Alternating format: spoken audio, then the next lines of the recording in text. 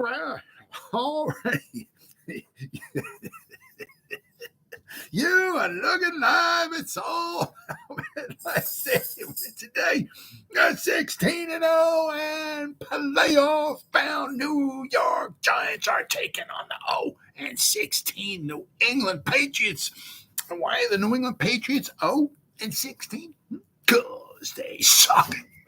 No more Brady, no more Belichick, no more Super Bowls for you, Patriots. You suck. Oh, they were a bad team last year, man.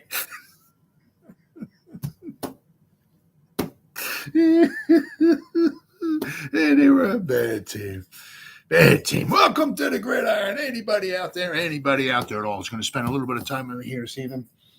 I greatly appreciate it. Thank you. If anybody's going to spend any time watching the replays of this once again, thank you so much from the bottom of my heart. It means the world to me.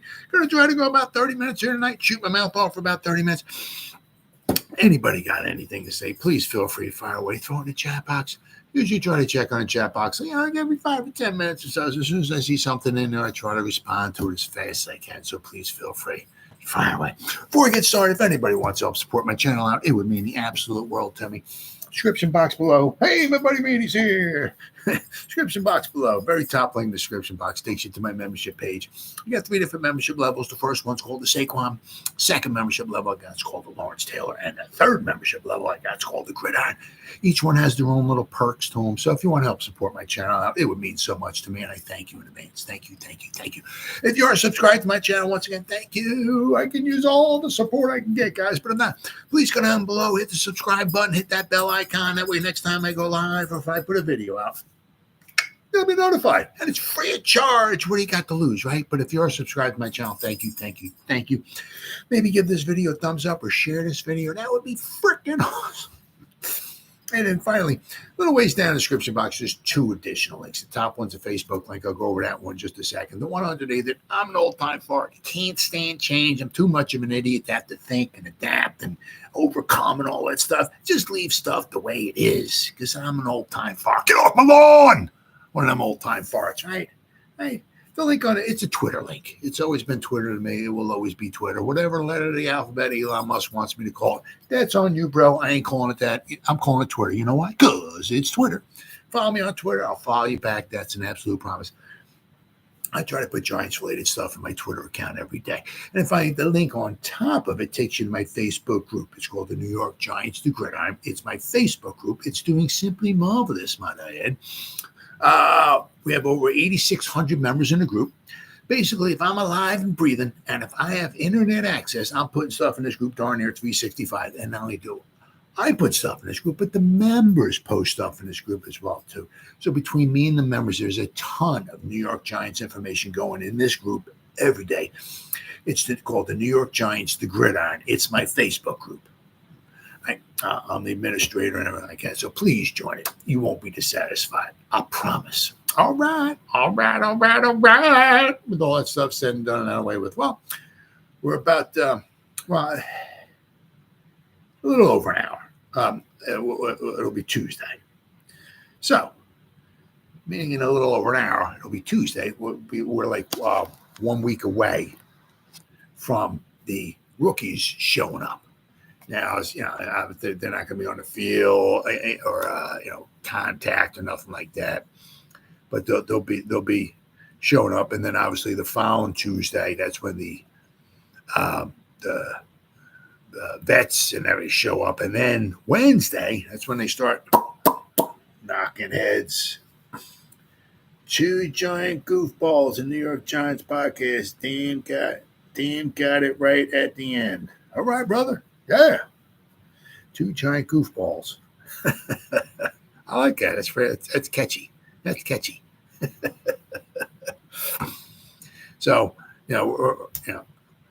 we're getting down there. The wilderness time, the wilderness weeks or whatever of the NFL season are dwindling down. But there's still plenty of stuff to talk about. As I always say, I'm so thankful, very thankful that we got, obviously the writers are out there. They're just because we ain't got nothing going on with the Giants, that doesn't mean there's not stuff getting reported or written down, or articles and stuff like that. So it's always stuff to talk about. Always stuff to talk about. And of course, once training camp starts, it's going to be full steam ahead until January. So, and who knows how far into January the Giants will wind up going? But we got lots of stuff to talk about. And I said, even like I said, once the season's over with, right? Then you start talking about the free agency and then the draft, and so there's always something going on. So basically, it's like these 6 weeks here. That's where there's like really nothing, a ton to talk about. But we got some stuff here to talk about here. Now, there's one person here. What do we got here? They're proposing a shocking trade. Now, who is this? Well, this is from the Sporting News. I don't think it's Kevin Hickey wrote this from the Sporting News, but he's not the one that is proposing this trade, I don't think. New York Giants allowed star running back, obviously Saquon Barkley, to sign with the division rival at free agency. Oh, they let the Eagles overpay for him. So, though the Giants signed Devin Singletary to a 3-year deal. Now his deal is he does have some he has some incentives in there. A 3-year, $16.5 million deal. All right, now of course his is 16.5. Saquon's was 3 years worth of well over 30. So they paid more than twice as much for Saquon. So if Saquon stays healthy, they got themselves a heck of a running back. Regardless if he stays healthy or not, they got themselves a heck of a teammate, a heck of a human being. Right? He's a star power. He's going to draw attention wherever he goes, right? He's a classy guy and all that. He's a phenomenal player and all that. But, can he stay healthy for him? He's on a good team, good offensive line. They got everything good, right? He's going to make the running game good. They got a good offensive line. They got a decent quarterback. They got great wide receivers. So he's in a very good, situation for himself. Can he stay healthy? Because we know with the Giants, he's gotten dinged up a couple times, but we'll have to wait and see. I hope we get a chance to play him twice. That would be fantastic. But anyway, Singletary was this 3-year, $16.5 million deal. Okay. Now, some of his incentives, the incentives are split evenly between the 3 years. So I guess if any one season, if he gets 1,100 total yards, he gets $125,000. Then if he gets 1,200 total yards, I guess it looks like he gets $250,000. If he gets 1,300 total yards, looks like he gets another $250,000. So I guess it's like, I guess maybe his first season, if he gets 1,100 total yards, he gets $125,000. Maybe his second season, if he gets 1,200 total yards, he gets $250,000. Maybe in his third season, if he gets 1,300 total yards, he gets another $250,000. Maybe if he plays 56% of the snaps, he gets $125,000. And if he plays 66% of the snaps, he gets $250,000. So he's got some incentives. He's not a bell cow. He'll be the starter, probably. As things are looking, he'll be the starter. At least in the beginning of the season. But he's not going to be on. We're not handing him the ball 20, 25 times a game, right? Singletary has recorded 1,098, 1,099, and 1,091 total yards in each of the last 3 seasons. So each in the last 3 seasons, between rushing and receiving, he's had darn near almost 1,100 yards. I'll take that. It's we're not getting O.J. Simpson-esque, Eric Dickerson-esque 2,000 plus rushing yards in a season, or a Saquon Barkley-esque rookie season where he had like 2,000 yards. We had like the 1,300 rushing and 700 receiving. We're not getting that, but you're not paying for that. You don't expect him to get that, right? He's not going to be on that field that much, okay? But for 1,100 yards, I'll take that. We have some other running backs behind him as well, too. Of course, Singletary has his history with Brian Dable from their days in Buffalo, and other backfield should give him a chance in an extremely high workload in 2023. Let's see. Meanwhile, his snap counts have never been below 56% in the games he's been active for since entering the NFL draft in 2019. So that his one incentive of being on the field for 56% of the snaps, getting $125,000. That's an incentive quite possibly he might want to get. That's darn true. We are known for our wit. We'll have to check you guys out. I'll have to check you guys. I mean, for your wit, my wife calls me a joke quite a bit. So I don't know how funny I am, but my wife calls me a joke quite a bit. So I'll have to check you guys out. Yeah. But hey, thanks for the comments. Thanks for signing. Thanks for checking me out. Thank you. What time are you guys on? Podcast, Two Giant Goop Balls. Like during the day? Is it at nighttime? Because I can always check it out. I'd always have to check it out later. Because during the daytime, I'm pretty busy. But if you're on, if I can maybe check it check it out later on, it's something I could certainly do. Always looking to check out some especially Giants related stuff. That's for sure. Absolutely sure. If you can let me know when you guys are on, that'd be fantastic. I can certainly check you out. But this guy here is talking about, the shocking trade is with Najee Harris. In a proposed trade from Ryan Fowler of Bleacher Report, floated a potential deal that would see the Giants acquiring Pittsburgh Steelers running back Najee Harris. Fowler proposed the Giants send a 2025 sixth round and a 2026 fourth round pick to the Steelers in exchange for Harris. For the Giants, General Manager Joe Schoen enters the summer with obvious talent at the running back position. The team added Devin Singletary. They have Eric Wright from last year, right? We also brought in Tyrone Tracy. However, there's no more Saquon Barkley, and continue to explore talent via all avenues will be wise of the Giants GM, especially if the Giants want to remain competitive in 2024. Harris would be a great fit in the locker room, and the media would have a blast with his eccentric personality. But this would be a questionable move for an organization that clearly misread Barkley's market and free agency, for better or for worse. Sending 2 draft picks, even on day 3, for a running back entering his age 26 season isn't a move General Manager Joe Schoen seems keen of making. Because he was talking about, as we heard, on Hard Knocks, right? He was talking to Frank Gore. He was talking about, you look at, the running backs at like 27, they seem to start going downhill, right? So, the Giants drafted, they got Singletary for 3 years. They drafted Gray last year. They drafted Tracy this season. Okay, they brought in running backs. I don't know why they would want to sign Najee Harris. Okay, he's making $4 million this season. They could. I don't know if they're going to pick up his 5th-year option. That I don't know. Next season, but 2026 he would definitely be an unrestricted free agent. But he might be gone if they don't pick it. So you don't know. You don't know what the Steelers are going to wind up doing with him. But he's had some touches though. He's had 834 touches, runs.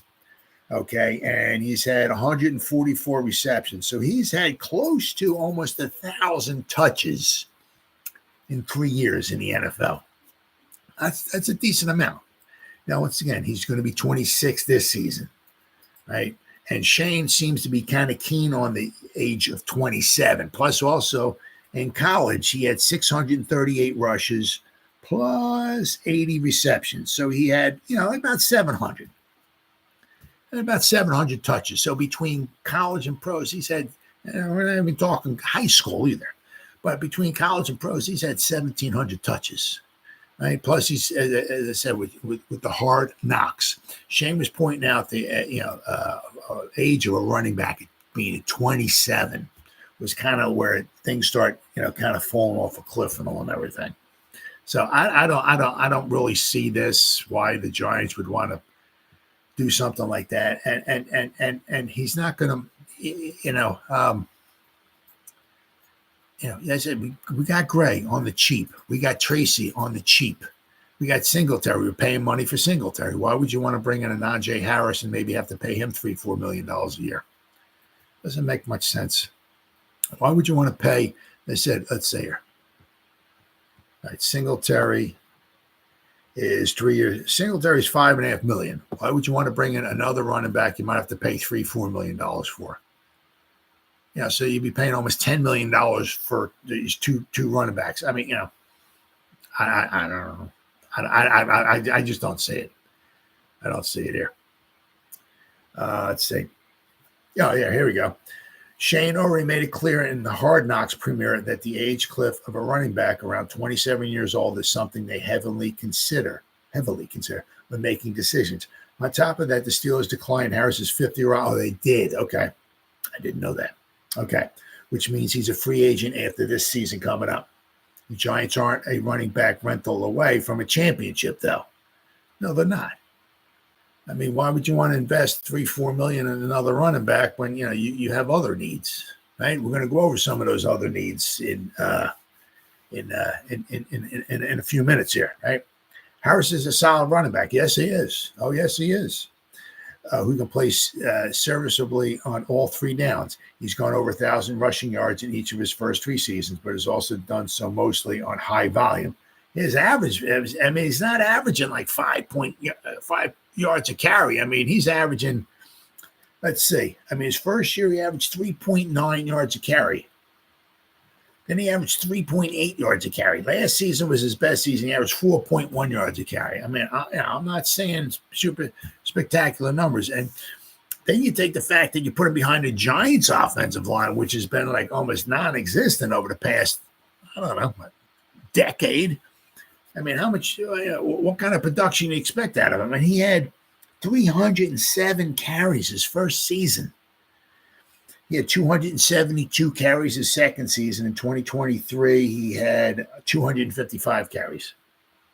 I mean, he's had over 834 carries his first 3 seasons. I mean, that's wear and tear on the guy.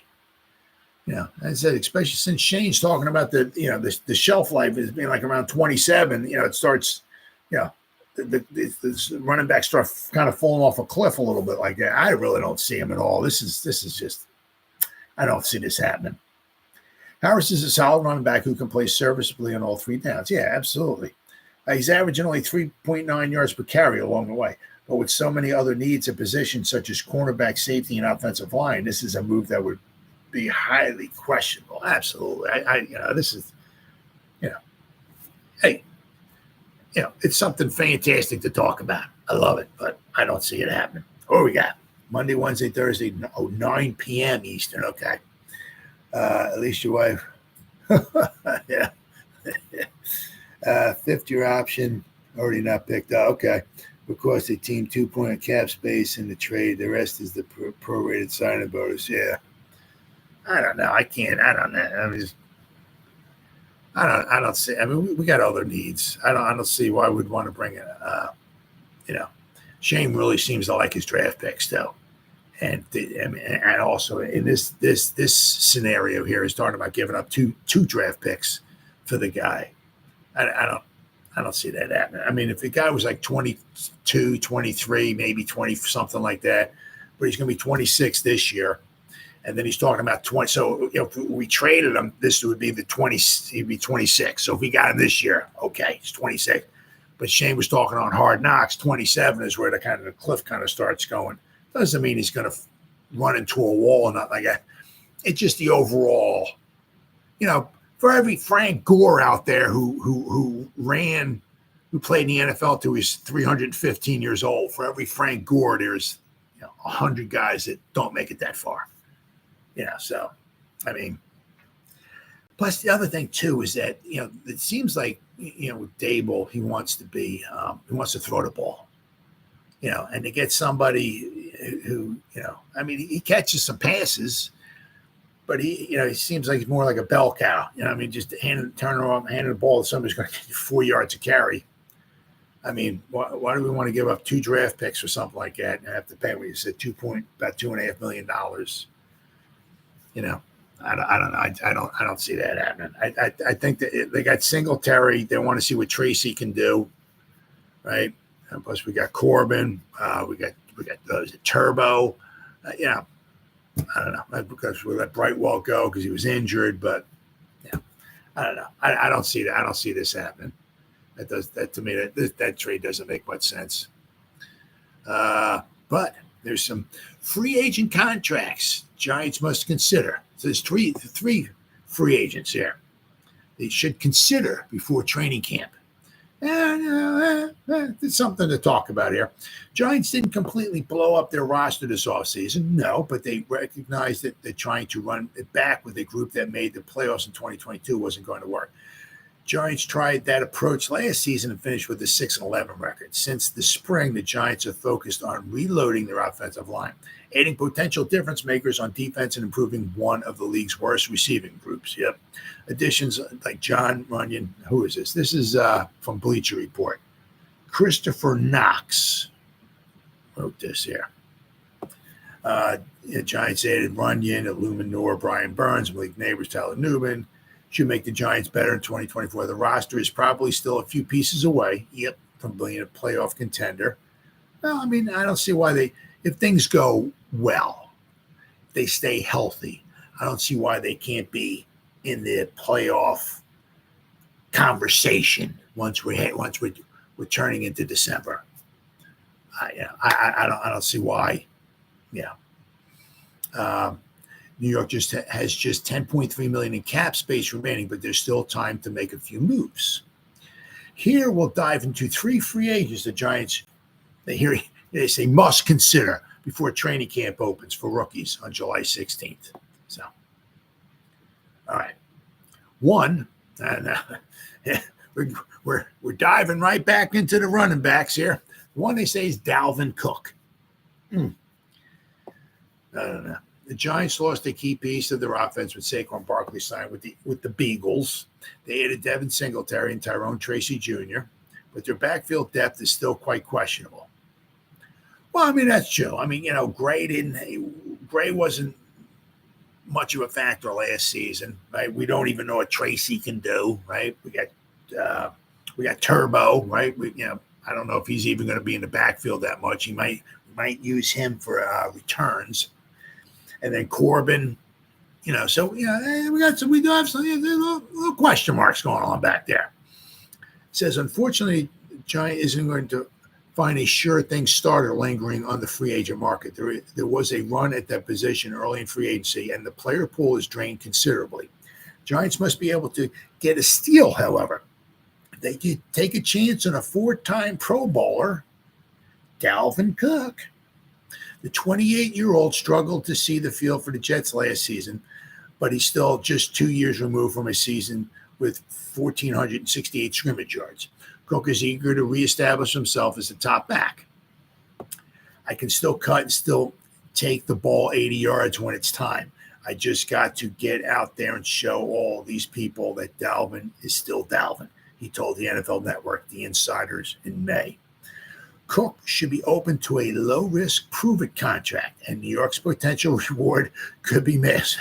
However, it would be wise to get him into the building ahead of camp so that he can be fully integrated into the offense. Complicated offense, that's for sure. Cook joined the Jets in mid-August last season, which would have been part of the issue. Then they have here a projected contract, 1 year, $2 million. Once again, he's what? He's 28. Shane was talking about the guys being around 27, falling off the cliff. But, Dalvin Cook, but then again, as I said, it seems like, Dable wants to throw the football. So I don't know. I'm not so sure about bringing in a running back. That I don't know. The next guy they're talking about here could be. All right, he's not quite the same. All right, because if he was, his asking price would be a lot higher. But cornerback Patrick Peterson. Giants aren't likely to get cornerback Patrick Peterson on the sort of low-budget flyer contract that might entice Cook or the next guy we're going to go over. Peterson is an 8-time Pro Bowler who played on a $7 million salary with the Steelers last season. Still, if the Giants can land a 33-year-old, they should. Peterson isn't the top-tier cover corner he once was, but he's still a dependable starter who appeared in all 17 games in 2023. New York, meanwhile, had its fair share of coverage issues last season. The team finished 24th in net yards per pass attempt allowed and still has little proven depth behind the 2023 first-round pick Deonte Banks. In a division that now features cornerbacks Jalen Hurts, Dak Prescott, and Jaden Daniels, that's a problem. Peterson's special teams experience could also benefit the Giants given the league's revised kickoff rules for 2024.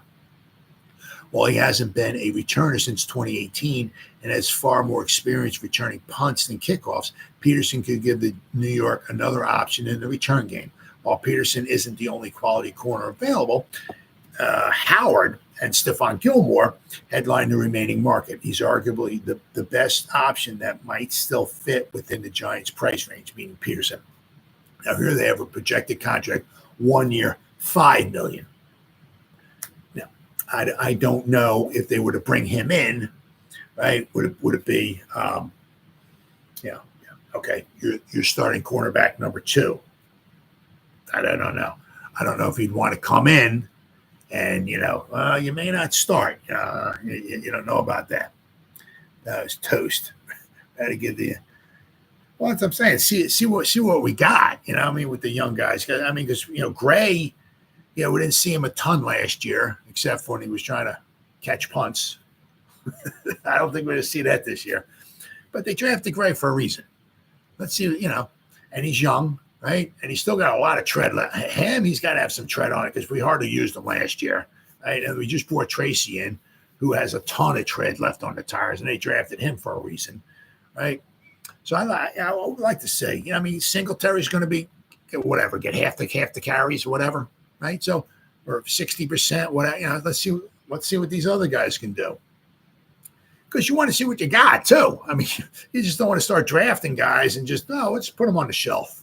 Let's see what they got. So after the season's over with, it's like, well, I think we were wrong about Gray. He's not good with catching punts, and I don't know. He just wasn't. I think we might want to replace Gray. But we got Singletary and Tracy. You look pretty. So you want to see what you got. They just don't keep bringing guys in and don't just keep them on the sideline. You want to take the Ferrari out for a spin drive. See what they can do, right? Peterson got moved to safety last year. He's toasted well. I know why these talking heads keep suggesting they rebuild the team with Jerry.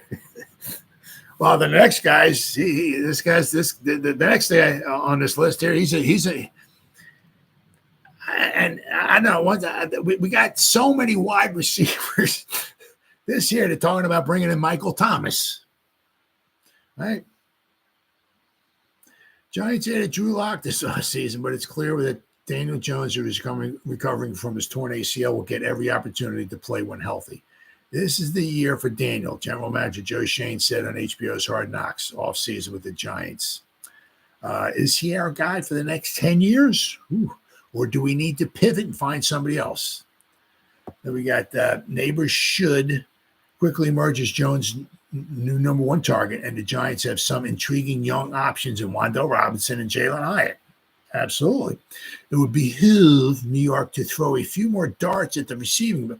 Well, we brought in Robinson, too. We brought back Hodgins. We got Slayton. We got McKenzie. We brought Robinson. We got, Bryce Ford Wheaton. I don't know. So the Giants to throw a few more darts at the receiver position, however, to ensure that it has a high-level receiving corps this season. But, the problem is, you're only going to have so many receivers on the roster going into a game. Now, at least one of them is going to be, you know, one of your return men, quite possibly. Right? Like Olszewski could, if he winds up being on the 53, right? He's going to take one of your wide receiver spots right there. Says that's why the Giants should take a flyer on former New Orleans Saints standout Michael Thomas. Injuries have derailed a once electrifying career, but the 31-year-old proved that he can still contribute last season. He had 39 catches for 448 yards and a touchdown in 10 games. Wow, that gets me excited. Thomas he's 6'3", 212-pound, pass catching, and a terrific route runner. He could immediately slot in as a reliable possession receiver who complements the rest of the New York offense. And given his recent struggles, he should be open to a team-friendly contract. Now, here you have projected contract 1 year, $3 million. Now, I'll tell you what, back in the day when he was, him and Drew Brees, I mean, that was a nice combo they had going on there, that's for sure. Price is no option for the right player. We can make money by restructuring. Oh yeah, we still got a couple guys we can certainly restructure. Absolutely. Oh yeah, he was a horrible pick. He may not make it a roster. So I don't know. I'll have to wait and see. But I mean, we got quite a few wide receivers. I mean, it's almost going to be a shame that some of these guys aren't even going to may not make the team. Because you figure, I mean, I don't know, on the 53, you figure we have maybe they might have room for maybe 7 spots for wide receivers. So you figure we got Slayton, right? Robinson, Hyatt, Neighbors, that's 4. Oh, there you go. Jalen Hyatt, Darius Slayton, yeah. Michael Thomas would be that's the 5th one. Yeah.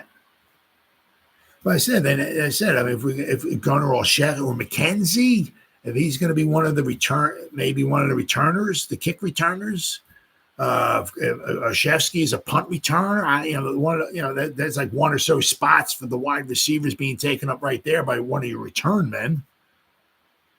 What I'm saying is what you said is you're going to bring this guy in who's 31 years old. As I said, we got Bryce Ford Wheaton's going to be battling for a spot. We brought Robinson in too. I mean, how many spots do you get? I think we got too many other holes we need to, try to fill without bringing in our 39th wide receiver. Oh my God. That's it. Why the Giants absolutely must start faster in 2024. This is from John Finelli. This is from Giants Wire. Yeah, the Giants, I'll tell you what, they have not started fast the past 2 years. It's almost amazing that you figure, that we actually had a winning record 2 years ago. The Giants finished 6-11 in 2023 after a 9-8 campaign in 2022. Yeah, I thought weren't we 9-7-1? I don't know. I thought that was just me. The Giants finished 6-11 last year after a 9-8 campaign in 2022. All right. They've been notoriously slow starters in their games. Yeah, getting behind early and playing from behind most of the time. A recent analysis by Warren Sharp revealed that the Giants scored first in just 11 of their 34 regular season games over the past 2 seasons, a trend that Sharp accurately contends leads to more losses than wins. Well, as you can see, the more successful teams are at the top of the list when it comes to scoring first. Now, this is over the past, 2 seasons. Teams win 64% of the games when they score first. So basically, if you score first, 64%, that's darn close to 2 out of every 3 games. Not bad. And lose 36% when allowing opponents to score first over the last 10 years. Wow. The number of games a team scored first the last 2 seasons. Baltimore and the Eagles are tied for first, 23. They've 23 out of 34 times they scored first. And I'm going to be rocket scientist to figure out the Eagles and the Ravens been two really good teams the past 2 seasons. Cleveland, well, San Fran and Detroit,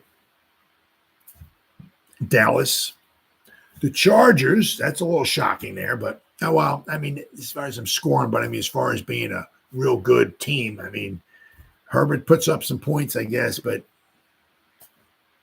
then of course Kansas City, Jacksonville, and the Raiders. So Kansas City's only scored first 19 times, but the thing is, with somebody like Patrick Mahomes, I guess you're never out of it. We got Drew Brees and Michael Thomas. Oh yeah. So is a bag of, oh man, good old Blockbuster. Man, we're going back in the day there. Man, I remember when I used to take my kids to Blockbuster. Man, there was one around the corner from me. It was about a mile away. And like whatever, I don't know, it was like Friday nights or whatever. We'd go there. And it was pretty cheap too. I forgot what the deals they had, but my kids would just run around the store and they'd pick out a couple of them. I might even pick one out. We'd come home with 5 or 6 videos or whatever. We'd sit down there. We'd start watching them and all and everything. Oh, yeah. Oh, man. The memories. Let's see. Chicago. Wow. They scored for 18 times. Wow. Scoring in general was a problem for the Giants last season. They averaged just 15.6 points per game. Only Carolina and the Patriots averaged less. And we know how well those 2 teams hit last year. They averaged just 6.6 points in the first half of games last season. They couldn't even score a freaking touchdown a game last season. Holy cow. Which was next to last in the NFL, and were dead last in first quarter points, where they scored 1.5 points. Basically, out of every 2 games, they kick a field goal in the first quarter. They scored 1.5 points a game in the first quarter last year. Oh, my goodness. The Giants were shut out once last year and scored 10 or fewer points in 7 of their 17 contests. And somehow we still won 6 games. Right? And you figure if Graham Gano didn't miss that short field goal, I've said this 3 trillion times, they didn't miss that short field goal against the Jets, putting us up 13-7, right? Because he was injured, right? There's probably something wrong with his leg. Maybe that's why he might have missed it. Maybe. But if he makes that short field goal, the Giants somehow might even won 7 games last year, right? Without scoring any points. Moving the football was also an issue. They averaged 280 yards per game on offense, which was 29th in the league. Just absolutely just painful stats. Painful. You figure, we're averaging 280 yards a game, and then you figure we played the Cowboys and we gave up last year, and the Cowboys put up over 600 yards against us. 280 yards a game back in like the 70s. That wasn't bad.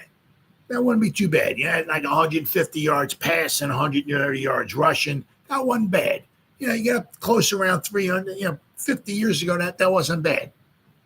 That really wasn't, because the running game was a huge part of it, which kept the clock running. Right? If you got 175 yards a game passing or so, 200 yards passing, 50 years ago, that wasn't bad. But 280 yards a game nowadays in a passing league, wow. Oh my goodness. Painful. Very painful. All right. Now we have the new NFL rule changes. This is from Dan Solomon. This is from Giants.com. What are the new NFL rule changes? Well, one of them obviously is the kickoffs, right? Below is the official language for kickoffs and hip drop tackles, which will be banned as laid out by the NFL rule football operations. The ball is kicked from the 35.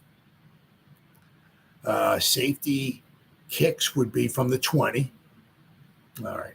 Alignment. All kicking team players other than the kicker will line up with 1 foot on the receiving team's 40-yard line. The kicker cannot cross the 50-yard line until the ball touches the ground or touches a player in the landing zone or in the end zone.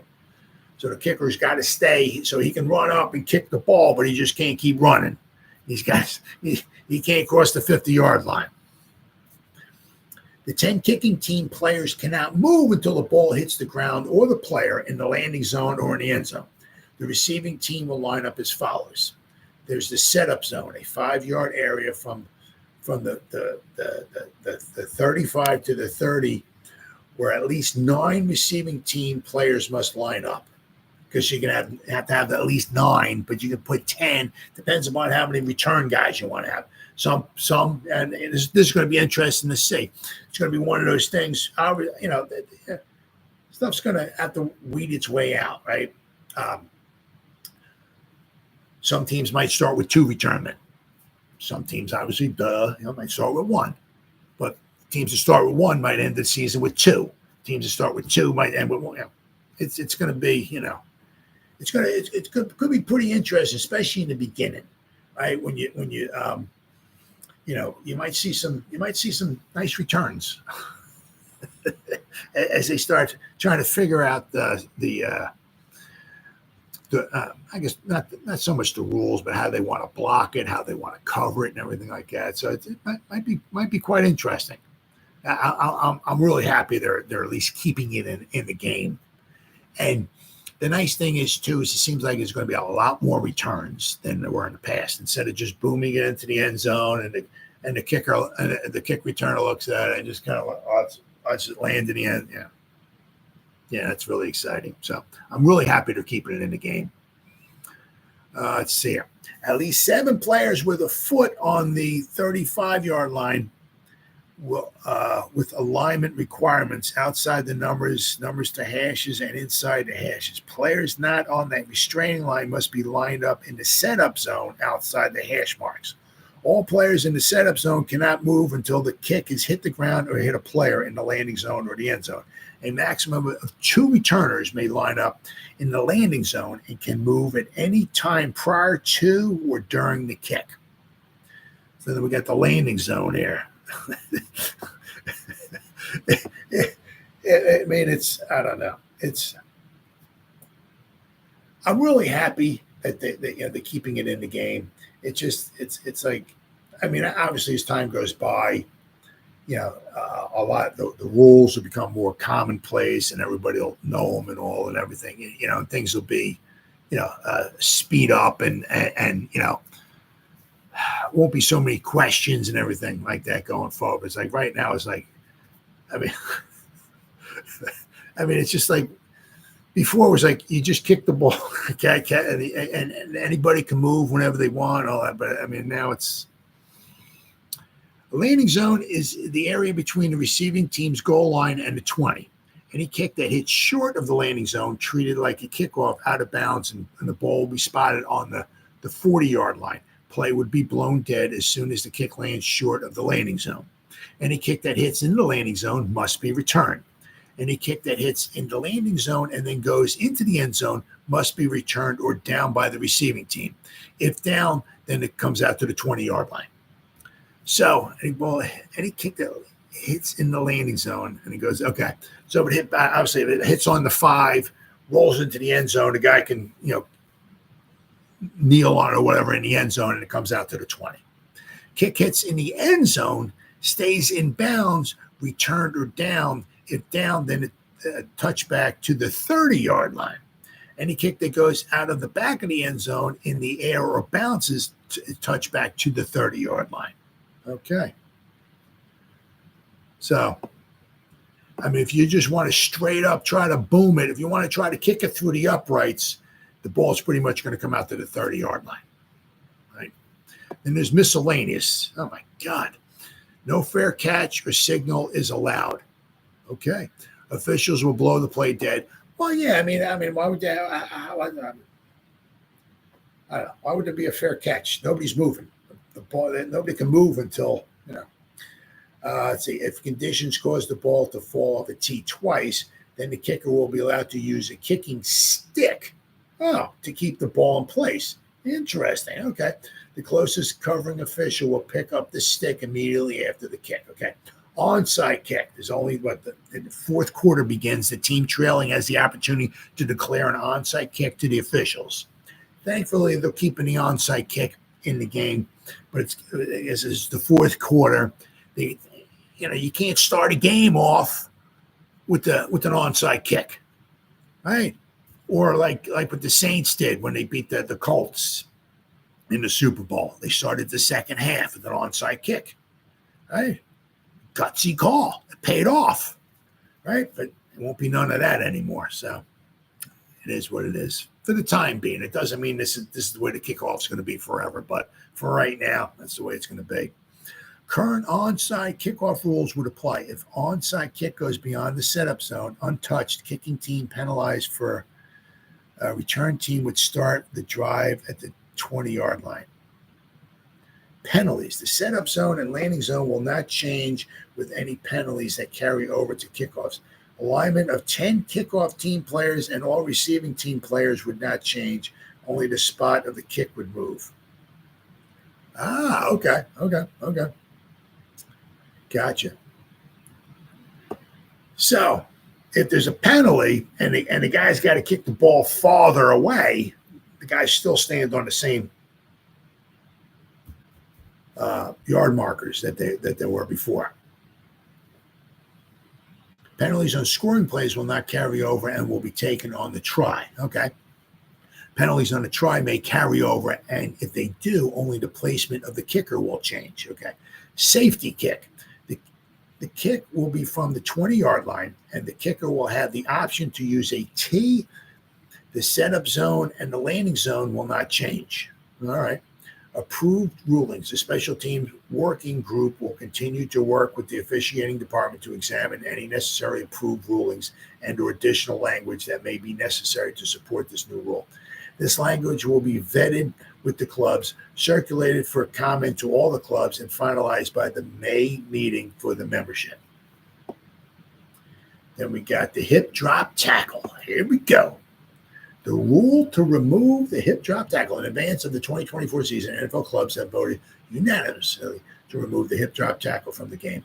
A hip drop tackle occurs when a defender wraps up a ball carrier and rotates or swivels his hips, unweighting himself and dropping onto the ball carrier's legs during the tackle. The NFL analyzed more than 20,000 tackles over the past 2 seasons and determined that the specific techniques caused lower extremity injuries at a rate 20 times higher than other tackles, resulting in an unacceptable risk to player health and safety. A hip drop tackle will result in a 15-yard penalty and an automatic first down if a player uses the following technique to bring a runner to the ground. If he grabs the runner with both hands or wraps the runner with both arms and unweights himself by swiveling and dropping his hips and or lower body, landing and trapping the runner's legs at or below the knee. So that's one of those things that you're going to have to want to, you just have to want to, have to just get used to. There's other ways. We talked to legendary Ray. We talked to the legendary Ray Finkel about this. He said you might as well get rid of the balls. Ray Finkel said to get rid of the stick too.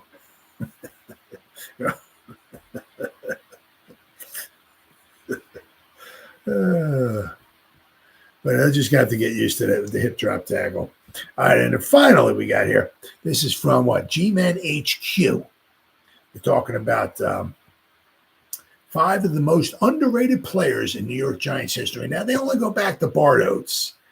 So, I mean, also a lot in this article they're talking about here, too, is they're talking about the championship years. They're not talking about underrated players in the 70s or underrated players in the 60s when they went to 3 championship games and lost them all, but from 64 to 69, they didn't have a winning record in any of the seasons. So they're not talking about it. They're starting basically with Bart Oates. So they're talking about basically like the mid-'80s. They're talking from the mid-'80s on. They're talking about underrated players here in this article. So this is G-Men HQ. Desmond Novak. These guys will always be beloved by the Giants fans. 5 of the most underrated players. It says 5 of the most underrated players. So See, the Giants have had a long, illustrious history. Now, the first guy here is definitely, yes, absolutely. And this guy was so good. I mean, not he was, unbelievable. He was good, but he was so good. He went to another team and won another Super Bowl after he left the Giants. But this guy, the first guy, definitely. Giants have had a long, illustrious history, one that is filled with 4 Super Bowl winning teams, countless Hall of Famers, and plenty of memorable moments that span generations. With so much to remember, it becomes easy to forget some of the little guys who helped make it all of this possible. These 5 players spent most of their careers with the Giants, yet for one reason or another are often not brought up by the fans of the teams in recent years. With that in mind, we figured we would do right by them and give them the spotlight they deserve. And the first guy they got here is Bart Oates. Career with the Giants was 85 to 93. Played 165 games, started, 3-time Pro Bowler, 2-time Super Bowl champion. Now, we drafted Brian Williams in the first round of 1989 draft, and he didn't even start basically pretty much becoming the main center for the Giants until after Bart Oates went to the 49ers in 94 and won a Super Bowl there. So in 94, that's when Brian Williams became like the full-time starter at center for the Giants. So, but I mean, Bart Oates was with the USFL. We got him. And, he was just he's the only guy in the 86 and 90. Benson Ard, Oates, Godfrey, and Nelson was the 86 team. Right? Oates is the only one starter on both the 86 and the 90 offensive line. Right? Giants may not be known for their elite offensive linemen throughout history, but Bart Oates seems to be forgotten when people talk about the team's first Super Bowl victories in the 80s and the 90s. Oates played a pivotal role as the only constant on the Giants' offensive line in both the championship wins. There was certainly talent on the line in the form of guys like Jumbo Elliott, Brad Benson, who almost made the list himself, Billy Ard, but they all came and went over years while Oates stayed until 1993, where he left for the 49ers, made 2 Pro Bowls. Wow. And won one more championship before retiring at the age of 37. Wow. Oates was a staple in the Giants' offensive line that didn't have many, especially in 1990, where there were few constants. Not only did he start for 9 consecutive years, but he was arguably one of the best players at his position. While this may make him a little too good to be on the underrated players list amongst names like Lawrence Taylor and Phil Simms, Oates seems to be forgotten about more times than not. Yeah, I mean, he was like probably like a Hall of Famer, but the guy's got 3 Super Bowls. I mean, he was a rock in the center there. Jimmy Patton. Well, the thing is, here they're not going back. Patton was 55 to 66. They're not going back there.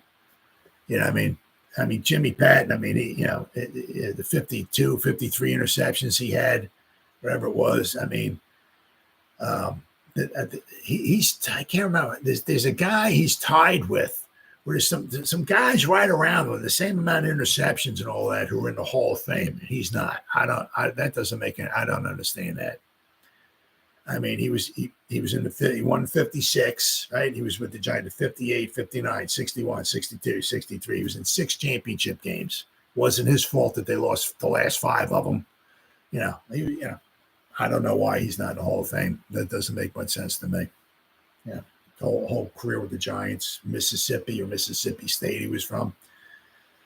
But I think, what the heck was he?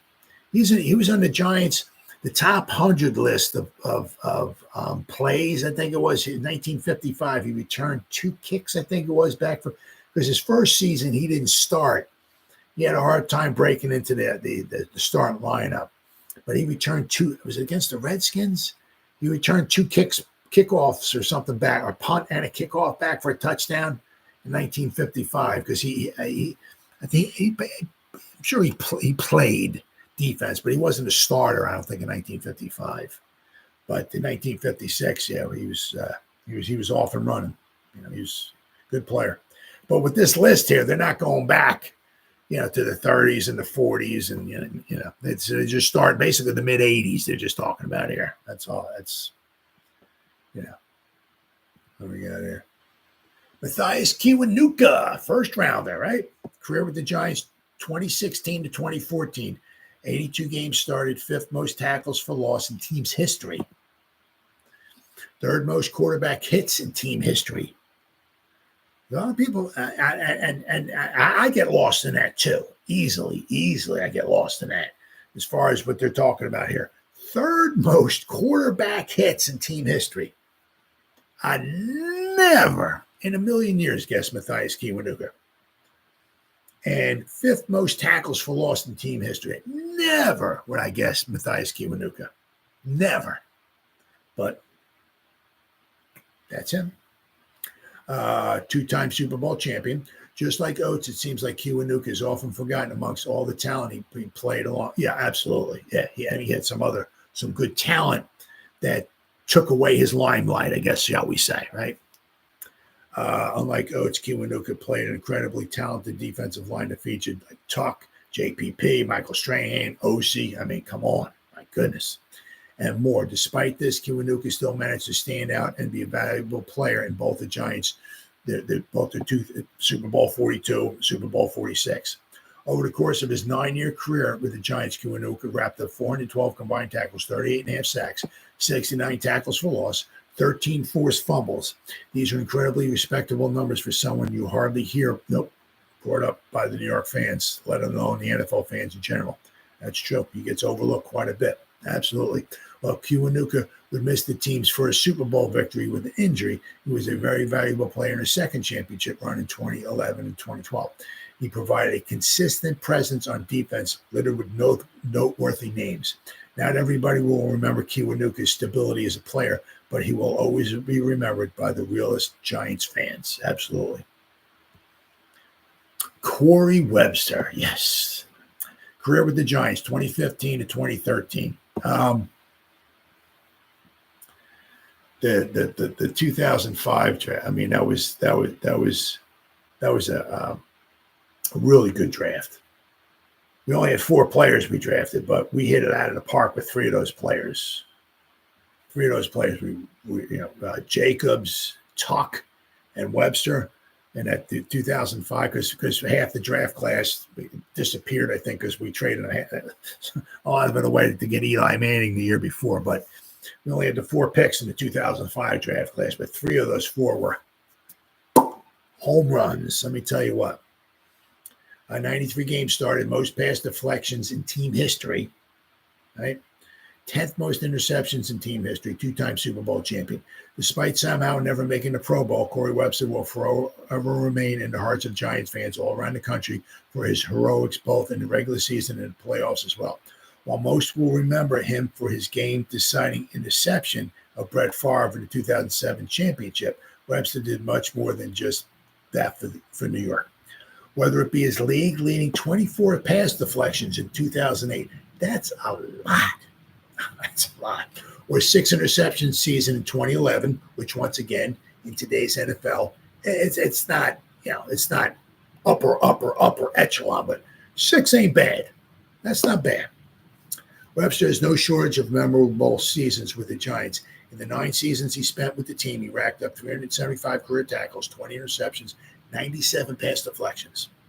Webster stood out next to his partner in crime, Aaron Ross. Yes.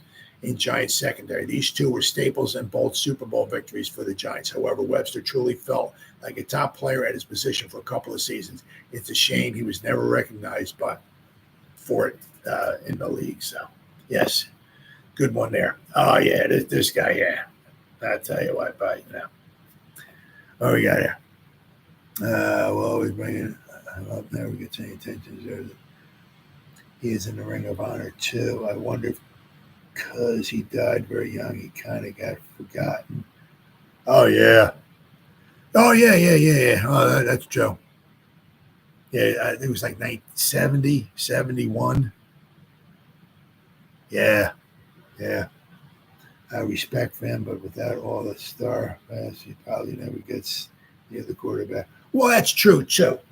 You got, that's I mean, I don't want to obviously disrespect, but if you got Michael Strahan and O.C. Umenyiora and Justin Tuck, they take up.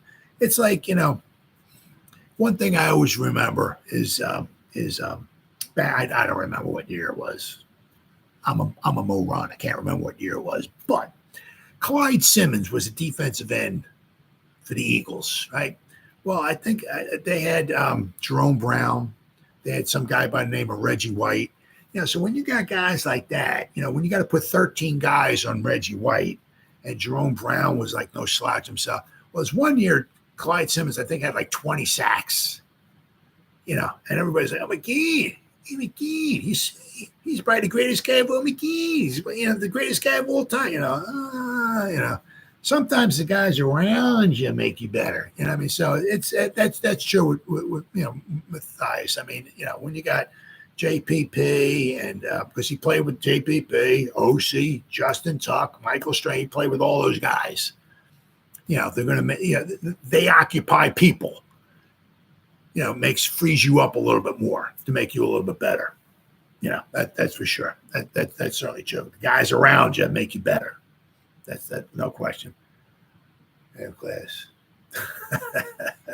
What, the 2005 one? I mean, I'll tell you, because we only had the four guys. I can't remember the one, the last pick we had, but that was a good one. We only had the four picks, but it was really, really good. Good old Ernie Accorsi. He went all in on Eli. So, and it paid off. Well, it didn't pay off for Ernie Accorsi. It paid off for Reese though, because he was the GM when we won those two Super Bowls though. But all right, then we got the Hammer, Keith Hamilton, abso-freaking-lutely, number 75. I love me some Hammer time. This freaking guy, let me tell you what. Career with the Giants, 1992 to 2003, 157 games started, 8th most sacks in team history, 7th most solo tackles in team history, one-time second-team All-Pro. We can go on and on and on and on listing all the incredibly talented defensive linemen who played for the Giants over the years. However, if you ask most fans who the best are in team history, it's doubtful you'll hear them mention the Hammer, Keith Hamilton, who managed to put up 12 consecutive successful seasons together with 12 as a tackle. Unfortunately for Hamilton, he was never gifted a Super Bowl like everyone else mentioned on this list. Well, he was in the 2000 Super Bowl, but it was just not meant to be. He was drafted in 92, 2 years after the Giants' second victory. And while he and New York were runners-up in 2000, Hamilton would retire in 2003, 4 years before they won it again in 2007. While Hamilton never made a Pro Bowl in his career, he managed to make an All-Pro second team in 2000 and placed fourth in Defensive Player of the Year voting. Throughout his career, he earned 545 combined tackles, 63 sacks, and 8 forced fumbles. Hamilton was a key piece on the Giants' defense for over a decade. Yet again, we never hear his name mentioned by most fans. He was the predecessor to what would become one of the best defensive line units in the last 20 years. Absolutely. While he and Michael Strahan still dominated the league with New York, their powers alone were not enough to muster a Super Bowl win before Hamilton's retirement. Yeah, it was a shame. But yeah, oh yeah. The guy was a rock in the middle of that defensive line. Absolutely. Then the last one they got here is good old Chase Blackburn. Long career with the Giants. He had that he had that interception right in front of the Gronk. When you look up underrated in the dictionary, you'll see a picture of of Chase Blackburn. In all seriousness, you can't create a better story than what Blackburn went through in the 2011 season. Despite being released by New York after the previous season, Blackburn would rejoin the team in Week 13. Following this, he'd start the next 4 games, racking up 26 tackles in that span and capping his season off with a massive interception in the Super Bowl while guarding the Gronk. I mean, that's not easy. I mean, you're jumping up. Gronk is a tall dude. What is he, like 8'9"? I mean, he's tall, right? So he's in front of him, right? High pointed the ball, right? Came down with it. The undrafted linebacker from Akron University not only managed to put together an incredibly successful 10-year NFL career as both a linebacker and special teams master. Special teams, yeah. During this span, he racked up 372 combined tackles, 14 tackles for loss, 5 forced fumbles, and 4 interceptions. He's not the flashiest, no, he was not, or best player of this list by any means. However, none of these guys went through what Blackburn did throughout his career. He had little chance of making a roster to begin with. You managed to be a genuine contributor to a successful Giants team. These days, Blackburn is passing his knowledge on to a new generation of stars as a special teams coordinator of the Los Angeles Rams. Players like Blackburn will never get proper appreciation from casual NFL fans, but a fan base like the Giants always remember legends like him. Oh, yeah. I mean, just guys. And it's nice because guys like him, I mean, nowadays, and it's been like this for a long time, but guys, they come and go. A guy might be on a team for 2 years, got a 2-year contract, he's here and gone, might sign a 3-year contract, might sign a 4-year contract. The Giants, the team lets him go after 3 years. But when you're on the same team for, for 8, 9, 10, whatever years in a row, that's pretty special. Stuff like that don't happen very often, especially in today's NFL. But that was a pretty good list, of guys. Because the thing is, I mean, especially now, it was way back then. But you got your guys, you got your salary cap, and you got your upper echelon guys, right? You paying you guys. This guy $20 million. This guy gets $20 million. Burnsy's almost making $30 million, right? Sexy Dexy's making lower 20s. I'm sure Kayvon's going to get 25 or whatever. So you got your upper echelon guys. Daniel Jones is making 40, but you got to have those. You got to have those lower level guys that are making whatever, 1, 2, 3, whatever million a year. Because you can't pay obviously everybody $20 million a year. The NFL does not want that, right? So you got to have those lower level guys, special teams contributors, the guys who come off the bench, fill if somebody's injured, something like that. You got to have guys like that, and it's so important. All right, guys, been 1 hour and almost 7 minutes. 2 giant goofballs. Good talking to you, brother. Good talking. Hey, thanks for hanging in there with me. Greatly appreciate it. If I get a chance, I'll try to check your podcast out. Fortunately, the thing is like 9 o'clock at night, so that's when I get home, and then I got to start doing stuff here, and getting ready to go live, But if I ever get a chance, I'll try to check you out. But thank you so much. Thanks for the comments, man. It's nice when I'm going over this stuff and then I come here and I can actually talk to somebody. It helps keep me awake because if you're on the Eastern Coast, what is it? It's almost midnight. So it's nice to be able to talk to somebody. So thank you so much. I greatly appreciate it, man. Thanks. Have a great night. So whoever spent any time listening to me live, thank you. Or if anybody's going to spend any time watching the replays, once again, thank you so much from the bottom of my heart. It means the world to me. Thank you. As always, you guys stay safe out there and go Giants. Woo! Oh, yeah.